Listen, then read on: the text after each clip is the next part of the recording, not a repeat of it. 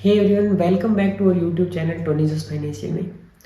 बहुत सारे बिगिनर्स के मन में डाउट होता है कि हम ट्रेडिंग को किस तरह से करें, हम ट्रेडिंग की शुरुआत कहाँ से करें, कितने कैपिटल से करें, किस में सबसे पहले ट्रेड करें, इंडेक्स में करें या स्टॉक में करें। तो मैं आपको उन सारी चीज़ों के बारे में बताऊँगा इस वीडियो में। लेकिन सबसे पहले मैं थोड़ा रिवर्स जाऊँगा। मार्केट में एक बिगिनर ट्रेडर को किस तरह से फंसाया जाता है कि मेरा 3 लाख का प्रॉफिट हो गया है या मेरा 4 लाख का प्रॉफिट हो गया है। प्रॉफिट के स्क्रीनशॉट देख के वो मार्केट में कूद जाता है। सबसे पहले यही चीज़ें दिखाई जाती है, तब जाके एक बिगिनर मार्केट में कूदता है और अपना बिना किसी कन्वेंशन, बिना किसी साइकोलॉजी के ट्रेड करता है। तो दोस्तों, मैं आज आपको बताऊंगा कि किस तरह से हम ट्रेडिंग की शुरुआत कर सकते हैं, किस तरह से ट्रेडिंग को एज ए कैरियर बना सकते हैं।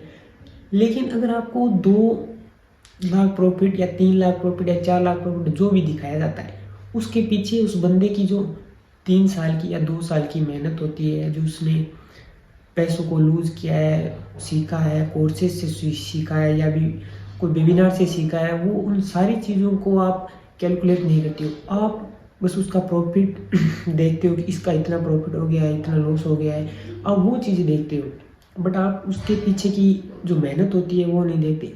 तो दोस्तों, मैं शुरू करूँगा इस वीडियो तरह से क्या ट्रेडिंग में प्रोसेस होता है, किस तरह से ट्रेडिंग की जाती है। बट ट्रेडिंग में सबसे इम्पोर्टेंट चीज़ होती है साइकोलॉजी। हमें ट्रेडिंग में साइकोलॉजी को मेंटेन करके रखना होगा।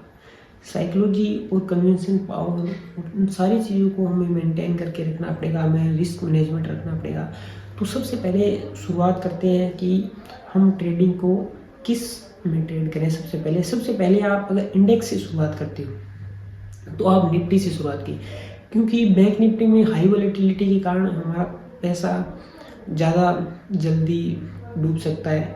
अगर हम निफ्टी से शुरुआत करेंगे तो उसमें कम रिस्क होता है, क्योंकि हम प्रीमियम्स इतने जल्दी बढ़ते या घटते नहीं हैं। आप अच्छी तरह से अब देख सकते हैं कि हमारी किस तरह से साइकोलॉजी काम करती है। तो आप सबसे पहले निफ्टी में ट्रेड कीजिए। निफ्टी में ट्रेड करने के बाद आप बैंक निफ्टी में ट्रेड कर सकते हैं। और दूसरी बात ये आती है कि हम कितने कैपिटल से शुरुआत कर सकते हैं। जब भी आप शुरू में मार्केट में हो तो आप 5 या 10 हज़ार रुपये से शुरू कीजिए।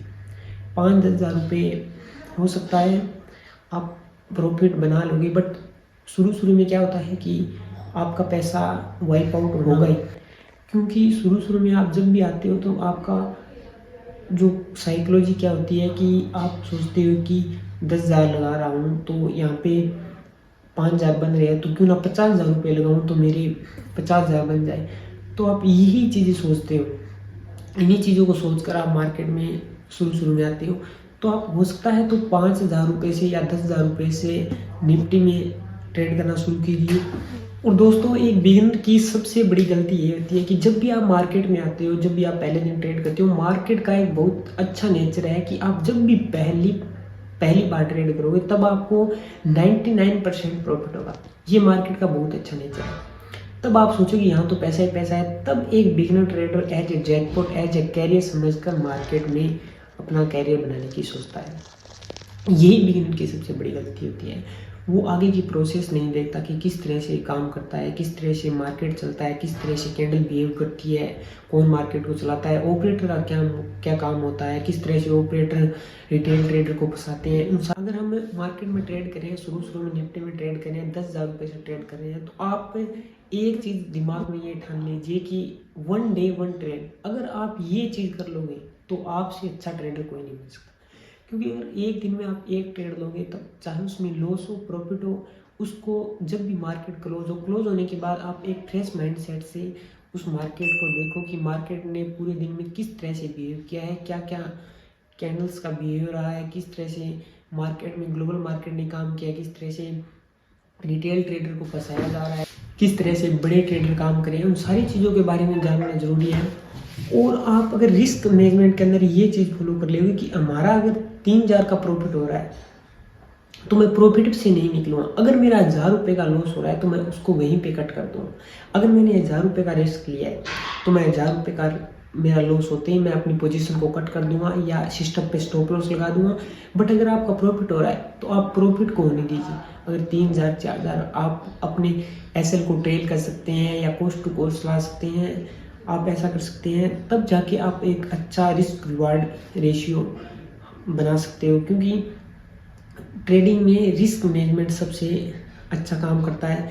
क्योंकि अगर आपका 1000 रुपये का रिस्क है, और रिस्क 1000 रुपये का ले सकते हो आप, क्योंकि आपने स्टॉप लॉस लगाया है, सिस्टम पे स्टॉप लॉस लगाया है। बट अगर आपका प्रॉफिट हो रहा है तब आप उसे जल्दी एग्जिट मत करो कि 1000 रुपये का रिस्क लिया तो 500 रुपये का प्रॉफिट हो रहा है तो एग्जिट कर दूँ, ऐसा नहीं चाहता हूँ। तो दोस्तों उसके बाद बात आती है कि ट्रेडर बनने में कितना समय लगता है, कितना लंबा प्रोसेस होता है, किस तरह से हम कितने दिनों के बाद ट्रेडर बन सकते हैं। बात करूँ अगर मैं जिस तरह से ट्रेडर बना हूँ, जिस तरह से मैंने स्ट्रगल किया है, कितने सालों का स्ट्रगल रहा है, तो 2 साल तक आपको स्ट्रगल करना होगा, अच्छे तरीके से मार्केट में एक्सपीरियंस होना पड़ेगा। 2 साल के बाद आपको चीज़ें समझ आने लगेगी, आपको किस तरह से वो काम करती है ट्रेडिंग में, वो चीज़ें समझ में आने लगी, तब जाके आप एक अच्छे प्रॉफिटेबल ट्रेडर बन पाओगे। शुरू में क्या होगा कि आपको जल्दी चीज़ें समझ नहीं आएगी, 6 महीने तक तो आपको अच्छी तरीके से मार्केट और कैंडल्स को समझ पाओगे कि इस तरह से काम करती है।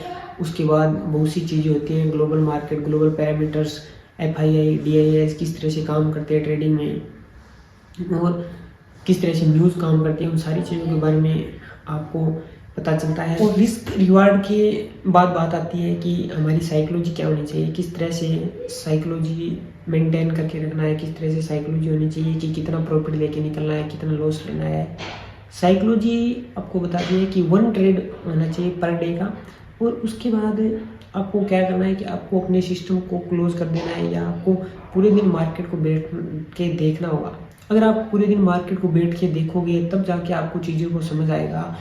और आप पूरे दिन बैठे बैठे अगर मार्केट में एक भी ट्रेड नहीं करो तो आपको वहाँ पे एक पेशेंस आएगा कि मुझे ट्रेड नहीं करना है, मेरा आज का जो सिस्टम है वो मैंने क्लोज कर दिया है। बट आपको चार्ट को देखना ज़रूरी है, क्योंकि चार्ट को रीड करना होगा, चार्ट को पूरे दिन रीड करना होगा आपको, और शाम को बैठ के आपको एनालाइज करना होगा कि किस तरह से मार्केट ने बिहेव किया है।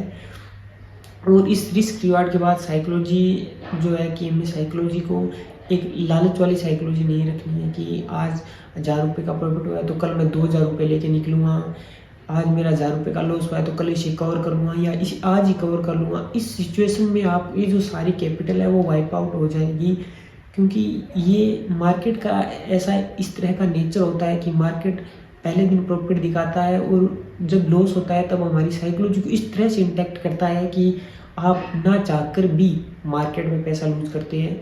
इस तरह का नेचर है मार्केट का। तब यहाँ पे आपकी साइकोलॉजी काम करती है, क्योंकि आपको पता होता है कि हमारा पैसा डूब रहा है या लूज हो रहा है, जा रहा है, हमारा अकाउंट वाइप आउट हो रहा है, तब भी आप अपनी साइकोलॉजी को कंट्रोल नहीं कर पाते, अपने रिस्क मैनेजमेंट को नहीं जान पाते, तब जाके एक ट्रेडर मार्केट में लूज करता है। इसलिए 95% लोग मार्केट में पैसा नहीं बना पाते, और 5% लोग हैं वो पैसा बना पाते हैं, क्योंकि उनकी साइकोलॉजी जो है वो एक इस तरह से मेंटेन करके रखते हैं, वो साइकोलॉजी को इम्पैक्ट नहीं होने देते। क्योंकि सारा गेम साइकोलॉजी का है, साइकोलॉजी और इफिशिएंसी का गेम है। आप मार्केट में किसी भी ट्रेडर को पता नहीं होता कि मार्केट में क्या सिचुएशन होगी, कब मार्केट ऊपर जाएगा, कब नीचे जाएगा। बट मार्केट में इफिशिएंसी काम करती है, आपकी साइकोलॉजी काम करती है कि बड़े ट्रेडर, रिटेल ट्रेडर को कहाँ फंसा रहे हैं, कहाँ पे लोगों को डर लग रहा है, कहाँ पे शॉर्ट पोजीशन बनाई गई है, कौन से राउंड लेवल्स है, उन सारी चीज़ों के बारे में जानना पड़ता है आपको, तब जाके आप एक ट्रेडर बन पाओगे। आई होप कि ये वीडियो आपको अच्छा लगा होगा, तो चैनल को सब्सक्राइब कर देना, वीडियो को लाइक कर देना। धन्यवाद।